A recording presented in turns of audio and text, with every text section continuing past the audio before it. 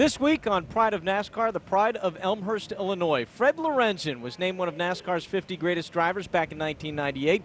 He achieved that accomplishment despite competing in far fewer races than most of the drivers on that list. Matt Yoakum has the story on a driver who raced to legendary status. When I was a kid, I'd watch Wide World of Sports and I'd see a small 20-minute clip. But for you, when you were a kid, how did you first hear about NASCAR racing? I listened to the radio in the backyard. I got a tent that I used to sleep in the summertime. And I remember the races that I listened to the most were the Southern 500, Darlington.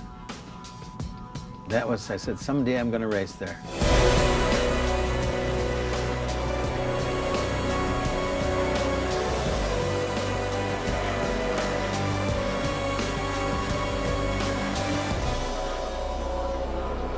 You'd gone south.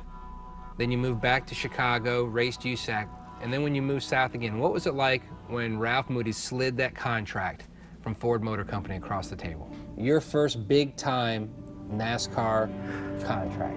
Biggest day of my life. A miracle. That's what it was. Everybody waits for this, but you make your own way. And I earned it, I guess. That's what Ralph said. You're here because they want you. They like the way you ran it, the way you drive. You don't jump out front, you just cool it and wait, take your time. What was it like walking into their shop and kind of describe, you know, when you walked in at that point in time, what you'd see compared to maybe some other race shops? Like walking into a diamond factory. It was just unbelievable. I just can't describe it, but it was run and handled to perfection. Every driver has a special win that they can relive moment by moment in their mind. For you, would that be Darlington? It was my biggest win ever. Darlington. Rebel 300. We sat on the pole, on the outside front row. Turner was on the pole. And Moody said, watch Turner. He says, he'll put you out of the race to win it. What we discussed, right, he'd point to his head and think. And he wrote on the dashboard before the race, put a big think sign. Turner was sharp. He was driving for the Woods brothers, had a great car. And I had a good car. And I had the drive, I wanted to win it bad. And then as the laps closed in, you know, he kept, doing some moves. The crowd is up climbing on the grandstand. It was wild. That was the wildest race ever won. The 1965 Daytona 500, it had a dramatic ending and people still talk about it to this day.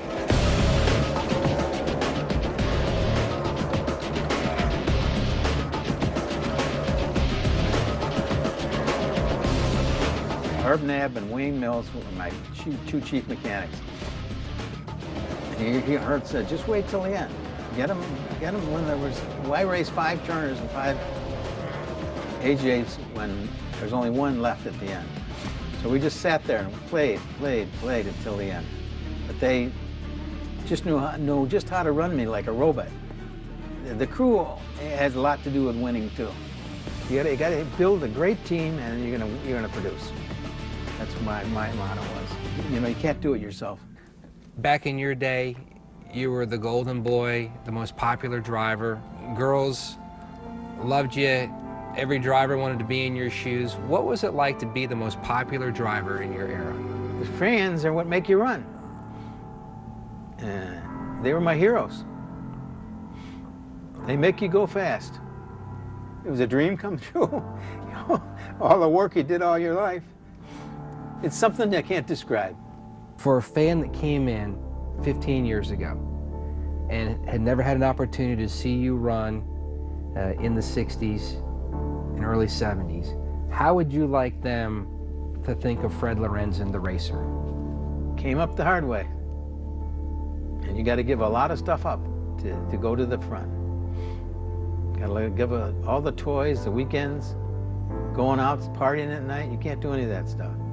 You got to be ready to go the next morning, early.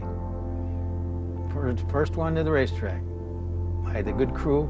They knew I wanted them there early, 7 o'clock. Although we'll never know if you'd had a lengthy career like Richard Petty or some of the other drivers that ran 25 or 30 years, do you think you could have reached a milestone of 200 wins? Oh, yeah. I think I could have. I burned out fast, you know. I just didn't like running all of them, being gone every weekend, living in a motel. I didn't want to get up and go. So I woke up one day and I just said I quit. Just like that, just walked away. In this day and age, to look at a guy from that era and see how much appreciation he had for the fans. Yeah.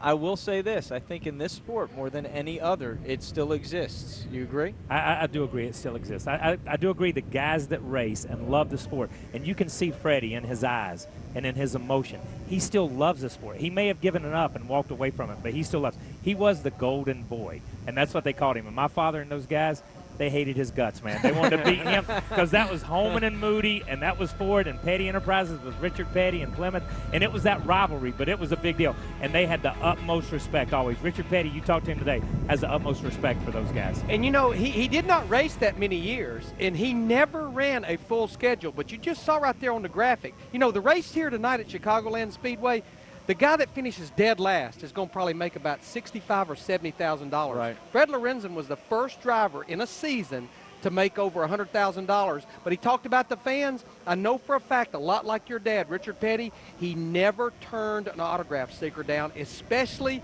children. They were very special to him.